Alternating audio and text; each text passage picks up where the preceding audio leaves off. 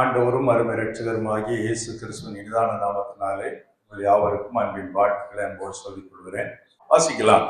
இப்போதும் மகளே, நீ பயப்படாதே, உனக்கு வேண்டியபடியெல்லாம் செய்வேன். நீ குணசாலி என்பதை என் ஜனமாகிய ஊரார் எல்லாரும் அறிவார்கள். நீ பயப்படாதே, நீ என்ன செய்யாத, பயப்படாத, உனக்கு வேண்டியபடியெல்லாம் நான் செய்வேன் அப்படின்னு இங்கே சொல்லுகிறார். இந்த போவாசை ஆண்டவருடைய சாணத்தில் வைத்து நாம பார்க்கணும். ஆண்டவர் இயேசுனுடைய சாணத்துல இயேசப்பா உங்களை பார்த்து சொல்லுகிறார், மகளே நீ என்ன செய்யாத, பயப்படாத. ஒரு அல்லேலூயா சொல்லுங்க. நீ பயப்படாத, உனக்கு வேண்டியபடியெல்லாம் நான் செய்வேன். இந்த உபவாச ஜபத்துக்கு வந்திருக்கிற உங்களை பார்த்து இயேசப்பா சொல்றாரு, மகளே மகனே நீ என்ன செய்யாத, பயப்படாத, உனக்கு வேண்டியபடியெல்லாம் நான் செய்வேன் அப்படின்னு சொல்லுகிறதை நம்ம பார்க்கிறோம். இந்த பயப்படாதுங்கிற வார்த்தை வேத புஸ்தகத்துல 366 முறை வருவதாக பலர் சொல்லுவார்கள். எத்தனை முறை வருவதாக சொல்லுவாங்க? ஆனா நான் தேடி பார்த்தேன், அப்படி 366 முறை இருக்க மாதிரி தெரியல. யாரோ ஒருத்தர் எப்பவோ அவுத்து விட்டுருக்கிறாங்க ஒரு கதைய, அதை எல்லா ஊழியக்காரங்களும் சொல்ல ஆரம்பிச்சுட்டாங்க. பயப்படாதேங்கிற வார்த்தை ஒரு 50 முறைக்கும் குறையாதான் இருக்கிறது. ஆங்கில பைபிள்ல ஃபியர், பயம் அப்படிங்கிற வார்த்தை 375 முறை வருகிறது. ஆங்கில வேதாகமத்துல ஃபியர் என்ற வார்த்தை எத்தனை முறை வருது? 375 முறை வருகிறது. அப்போ அதை வைத்து தான் நம்ம வாழ்க்கை அப்போ 366 முறை அப்படின்னு சொல்லி இருக்கலாம். ஆனா பயப்படாத என்ற வார்த்தை 366 முறைலாம் வரல.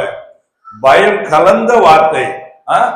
பயத்தோடு இருந்தார்கள், நீ பயப்படாமலும் கலங்காமலும் இரு, அந்த மாதிரி எல்லாம் மிக்ஸ் பண்ணி ஏறக்குறைய 200 தடவைக்கு மேற்பட்ட முறை இந்த பைபிள் எழுதப்பட்டிருக்கிறது. ஆனா பயப்படாதுங்கிற வார்த்தை 366 முறை இருக்கிறது என்பது தவறு. இதே நீங்களும் தேடி பார்க்கலாம். இப்பெல்லாம் கம்ப்யூட்டர் இருக்கிறது, மொபைல் இருக்கிறது, அதுலயே அடிச்சு பார்த்தீங்கன்னா தெரிஞ்சிடும். பயப்படாதேன்னு அடிச்சு பார்த்தீங்கன்னா எத்தனை தடவை அதுல இருக்குங்கிறது தெரிஞ்சிடும்.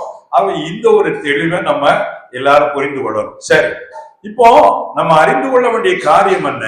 கர்த்தர் உங்களை பார்த்து என்னை பார்த்து சொல்லுகிற வார்த்தை, மகனை பயப்படாத. ஆமென் சொல்லுங்க. ஒருவேளை நீங்க ஏதோ ஒரு காரியத்தை குறித்து பயத்தோடு கூட இருக்கலாம்.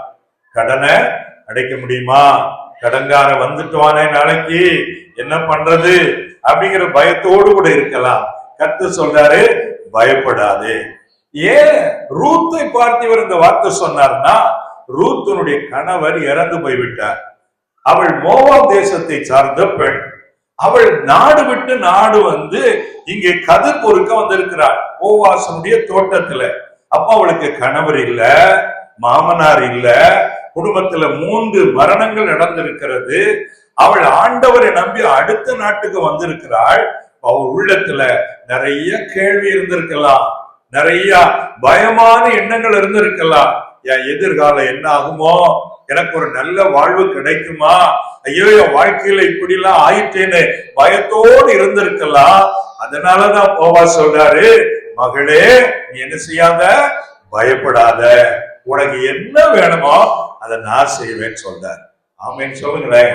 அப்ப போவாசே இப்படி சொன்னா நம்ம ஆண்டவரும் அதே போலத்தான் சொல்றாரு, மகளே மகனே நீ என்ன செய்யாத, பயப்படாத, உனக்கு என்ன வேணுமோ நான் செய்வேன்னு ஏசப்பா சொல்றார். கை தட்டி ஆண்டவருக்கு நன்றி சொல்லுவோமா?